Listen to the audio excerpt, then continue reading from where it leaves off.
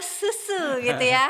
4 sehat, yang 5 itu adalah susu. Benar. Nah, kalau kita mau menjalankan tubuh kita berfungsi dengan baik, harus ada bensinnya. Nah, bensinnya itu adalah bersumber dari, kita bisa lihat ya. Ya. Ya, nanti Oke. kita akan bahas lebih lanjut tentang isi piringku ini seperti apa Coba sih. bahas dong, apa aja sih isinya? Oke.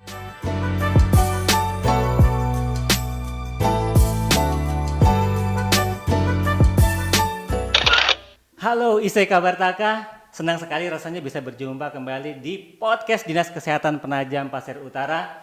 Masih bersama saya Burhanuddin dalam program apalagi kalau bukan di Bisik Taka, bincang asik kesehatan kita. Kali ini teman-teman kita akan ngebahas, tentu masih seputar kesehatan dong pastinya. Dan ya karena kesehatan itu memang tidak pernah habis untuk dibahas, menjadi bagian yang melekat dalam kehidupan kita. Dan kali ini saya ditemani oleh seseorang yang menurut saya sih sangat kompeten untuk berbicara masalah ini, dan memang dia berada atau bertugas di Dinas Kesehatan Penajam Pasir Utara, tepatnya di seksi promosi kesehatan. Mbak Nurul Hidayah. Halo Mas Burhan. Assalamualaikum Mbak. Waalaikumsalam warahmatullahi Gimana, sehat wabarakatuh. aja Mbak ya? Alhamdulillah, Pastinya sehat kalau luar lihat Mbak biasa. Nurul selalu ceria. Terima Karena kasih. memang kerjanya kan tukang mempromosikan kesehatan. Benar, harus Jadi, terlihat ceria ya. Harus. Kesehatan ini Mbak memang harus dijual ya. Harus menjadi concern semua orang. Karena kita boleh apa saja, boleh punya apa saja, tapi ketika kita kehilangan sehat, maka semuanya menjadi tidak berarti. Benar Betul ya? sekali Mas Burhan. Mbak, tentang kesehatan ya, khususnya yang sering digaungkan itu adalah GERMAS, Gerakan Masyarakat Hidup Sehat. Dan tentu ini komponennya banyak, tapi salah satu poin pentingnya yang mungkin akan kita bahas dalam waktu yang singkat ini adalah tentang makanan ya. Makanan Bagaimana bergizi. sih? Gimana? Makanan bergizi. Iya, makanan bergizi yang seperti apa sih yang harus kita konsumsi? Karena saya tuh masih ingat banget ya, tahun waktu masih kecil dulu itu ada istilah 4 sehat 5 sempurna. Benar. Sekarang sudah tergantikan. Sudah tergantikan ya. Nah, 4 sehat 5 sempurna udah tergantikan, dan saya pingin sih Mbak, pingin tahu memangnya apa yang diganti? Oke. Boleh dijelaskan ya? Kalau dulu awalnya 4 sehat 5 sempurna ya, isinya itu karbohidrat, kemudian lauk pauk, sayur mayur, Buah ya kalau nggak salah ya. buah Masuk nggak sepertinya buah? nggak ada ya. Malah Buah nggak ada? nggak ada. Nah, terus? Nah, pelengkapnya itu adalah Susu, susu.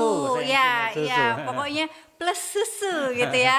4 sehat, yang 5 itu adalah susu. benar, Nah, sekarang terjadi pergeseran nih. Ternyata susu itu kan sudah masuk dalam salah satu komponen protein hewani. Protein hewani Iya. ya. Heeh. Jadi sebenarnya bukan melulu dirubah drastis, tidak, tapi disusun komponennya menjadi sebuah makanan yang bergizi lengkap. Bergizi lengkap, ya, ada kandungan karbohidratnya, ada kandungan vitamin mineralnya, kemudian proteinnya, seperti itu. Nah, dulu itu kan kebanyakan orang tua kita nih ya, kalau makan tuh pokoknya yang penting kenyang. Iya, benar. Dan yang jumlah penting nasinya kenyang. itu pasti harus lebih banyak. Banyak ya. Iya. Iya, ternyata itu keliru ya Mbak ya. Harusnya seimbang. Nah, tapi yang ingin saya tanyakan lebih lanjut, seimbangnya itu yang seperti apa sih? Oke. Nah sekarang untuk sekarang bahasanya itu adalah pedoman umum gizi seimbang ya, pedoman Umum gizi seimbang. Oke. Agar lebih mempermudah nih, kita singkatnya dalam makanan diisi piringku. Makanan diisi piringku. Ya. Jadi isinya piring itu yang kita bahas ya. Ya, nanti Oke. kita akan bahas lebih lanjut tentang isi piringku ini seperti apa Coba sih. bahas dong, apa aja sih isinya? Oke, sebelumnya saya mau ibaratkan nih ya, ibaratkan tubuh kita adalah mobil. Mas Burhan punya mobil? Alhamdulillah sudah punya. Alhamdulillah, punya ya Mas ya? Alhamdulillah. Ya walaupun mobil biasa aja sih. Iya, tapi ada ya. Kemudian kalau seandainya mobil itu pada saat kita beli bisa langsung jalan tidak? Enggak dong. Harus Harus ada bensin. Harus ada bensin. Nah, yang pertama harus ada bensin ya. Jadi sama seperti tubuh kita nih. Kalau kita mau menjalankan tubuh kita berfungsi dengan baik, harus ada bensinnya. Nah, bensinnya itu adalah bersumber dari, kita bisa lihat ya, di sini saya membawa alat peraga, dari Ya. makanan-makanan pokok, dari sumber makanan-makanan pokok yang kita kenal dengan karbohidrat. Karbohidrat. Iya, karbohidrat Yang bisa kita sering nasi. itu nasi ya, yang Nasi kebanyakan ya, orang kalau di Indonesia Hmm. nasi. Padahal sebenarnya bukan nasi ya. Bukan hanya harus nasi, ya. bukan hanya nasi, tapi ada gandum, bisa kentang, kemudian roti, Roti. ya, mie itu juga bisa. Kemudian kalau Mas Burhan punya mobil, terus sudah diisi bensin, bisa nggak dia jalan? Sudah diisi bensin. Ya bisa dong, Mbak. Bisa ya. Bisa aja sih. Tapi harus ada Yang nyupir. yang Oh, nyupir. iya dong. Nggak mungkin mobilnya Masa jalan sendiri ya, nggak mungkin jalan sendiri. Oke, jadi harus ada yang nyupir nih. Ya. Nah, gimana kalau seandainya yang nyupir ini ternyata dia kurang tidur atau dia habis mabuk-mabukan, kira-kira mobilnya jalannya gimana? Ya, mungkin awalnya bisa jalan. Boleh jawab ya? Iya, silakan, Tapi Mas. jalannya kan nanti bisa buat jalan sendiri maksudnya. Buat jalan baru ya, Mas Buat ya. jalan baru. Jalan baru. Atau apa namanya? Jungkir balik ke Jungkir jurang. balik, oke. Nah, sama seperti tubuh kita. Ketika tadi kita sudah makan nasi, makanan pokok, kita juga butuh yang namanya zat pengatur. Zat pengatur. Ya, Oke. zat pengatur ini yang fungsinya untuk mengatur organ-organ yang ada di dalam tubuh kita. Bayangkan saja kalau tidak ada zat pengatur, jantung kita berdegup sembarangan. Jadi sudah tidak teratur, bisa degupnya terlalu cepat Ya. atau terlalu lambat.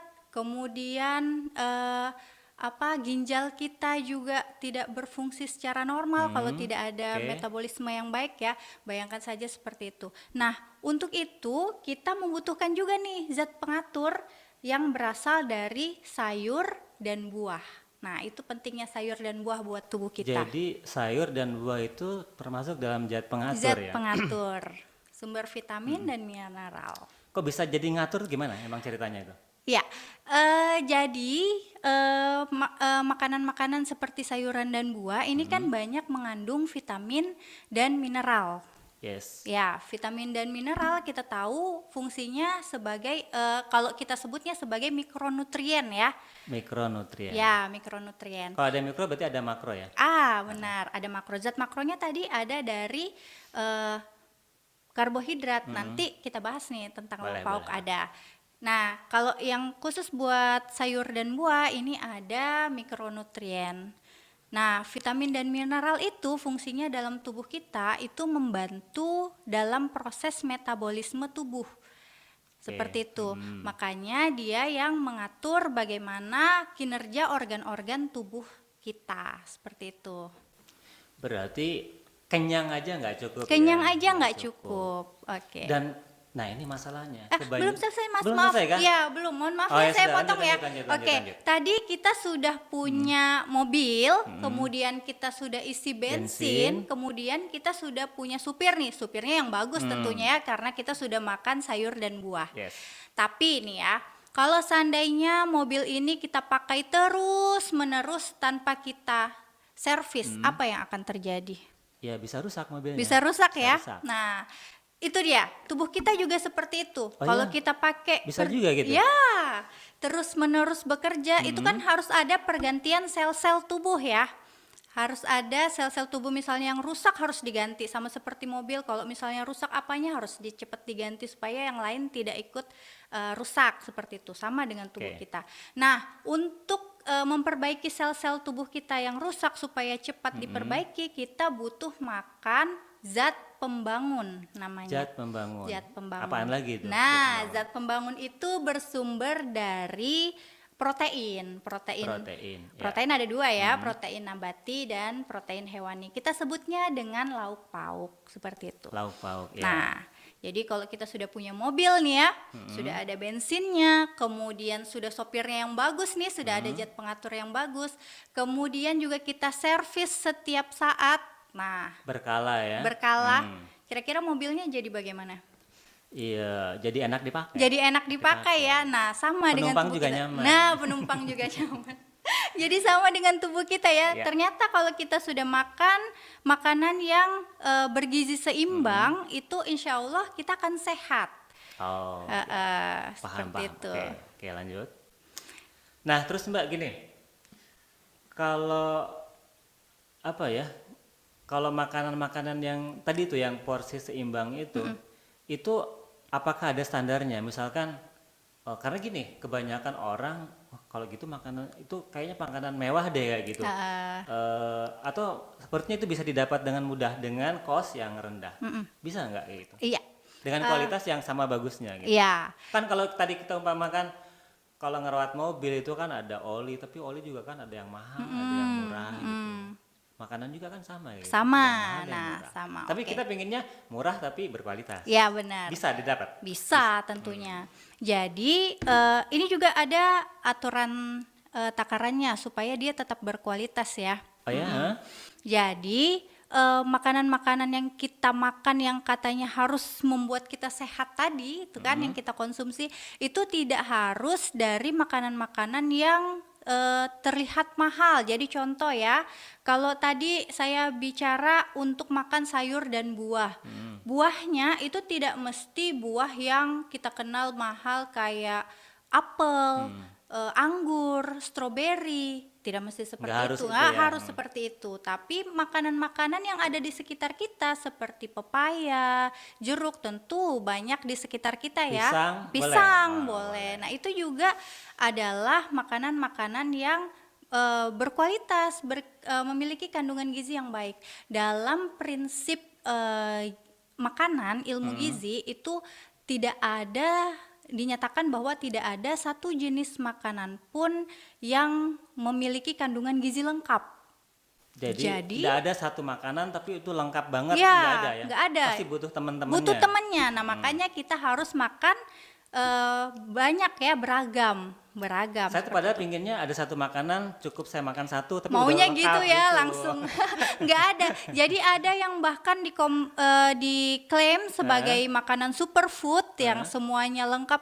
Nggak ada satu jenis makanan pun yang bisa melengkapi kebutuhan gizi kita kecuali Apa itu? untuk bayi ASI. Oh, Nah, itu adalah satu-satunya superfood. Nggak bisa digantikan Nggak itu. bisa tergantikan ya.